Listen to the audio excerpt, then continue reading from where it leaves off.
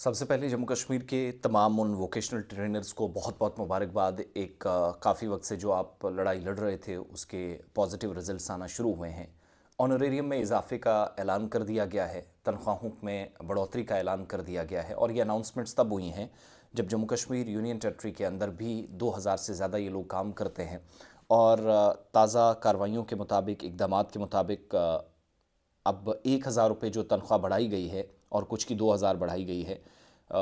कुल मिलाकर जो लोग जिनकी तादाद तकरीबन हमारी जानकारी के मुताबिक या जो प्रोजेक्ट अप्रूवल बोर्ड की मीटिंग हुई है उससे हमें डेटा पता चला कि 1621 और इसके अलावा तकरीबन 1761। 1621 जो है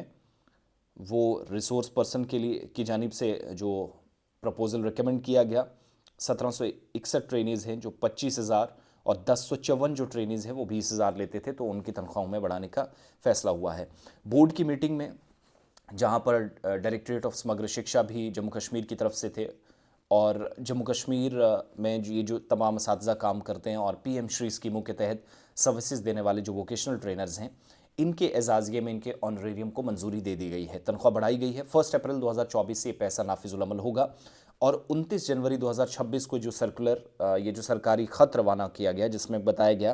कि मजाज अथॉरिटी और माली साल 2024-25 के लिए प्रोजेक्ट अप्रूवल बोर्ड यानी पैब की मंजूरी के बाद वोकेशनल ट्रेनर्स की जो माहाना एजाज़िया है उसमें इजाफा किया गया है। 1 अप्रैल 2022 से पहले तैनात किए गए जो ट्रेनर्स हैं उनको 25,000 मिलते थे, अब उनको 24 मिलते थे, अब 25 मिलेंगे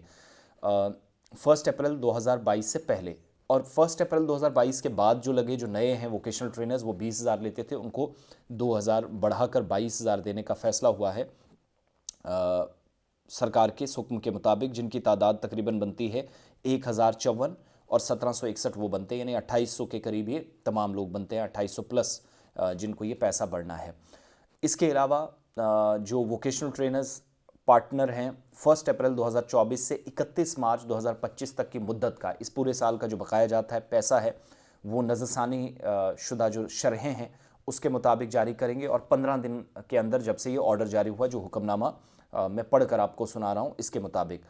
जो मुआविन डॉक्यूमेंट्स हैं, सपोर्टिंग डॉक्यूमेंट्स जिसको आप कहते हैं, इसके अलावा इनवॉइसेस जमा कराने की भी हिदायत दी गई है। पिछला पैसा इस नोटिस के, इस खत के आने के बाद 15 दिनों में 1 अप्रैल 2024 से 31 मार्च 2025 तक का वो 15 दिनों के अंदर देना है जब ये खत रवाना हुआ है। और समग्र शिक्षा और पीएम श्री प्रोजेक्ट के तहत जितने लोग काम कर रहे हैं, 8 साल इनको गालिबन हो चुके हैं, लेकिन काफ़ी वक्त से इंतज़ार था। और एक तो ये भी मुतालबा जिस पर अभी काम होना बाकी है कि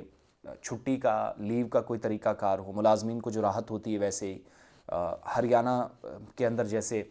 38 से 40-42 हज़ार तनख्वाहें टीचर्स लेते हैं, वो तरीक़ाकार, उस पर सरकार तवज्जो करे। ये सारी बातें डिस्कस हुई हैं, डिस्कशन हुआ है, इस पर पॉजिटिव रिस्पांस आया है कि माली हालत और बाकी सारी चीज़ें देखकर हम आइंदा की हिकमत अमली तरतीब देंगे, फ़ैसले लेंगे। सो कुल मिलाकर एक पॉजिटिव, और थोड़ा सा ये भी कहूँगा कि मैं ठगा गया है, लेकिन ये जो थर्ड पार्टनर हैं और आउटसोर्सिंग जिन कंपनियों को की गई है, जिम्मेदारियाँ दी गई हैं, इनसे मुकम्मल तौर पर निजात मिलने के लिए परमानेंट तनख्वाह बढ़ाना और मरकज़ का एक बड़ा किरदार होना बहुत ज़रूरी है। इसमें स्टेट भी थोड़ी सी मुआवनत करे, जिसकी तरफ से ऑलरेडी सकीना इत्तू साहिबा ने ये मैटर टेकअप किया है। सो होपफुली जल्दी और भी अच्छे रिजल्ट्स आएंगे। फ़िलहाल तनख्वाह में इजाफा इन तमाम लोगों के किया गया है।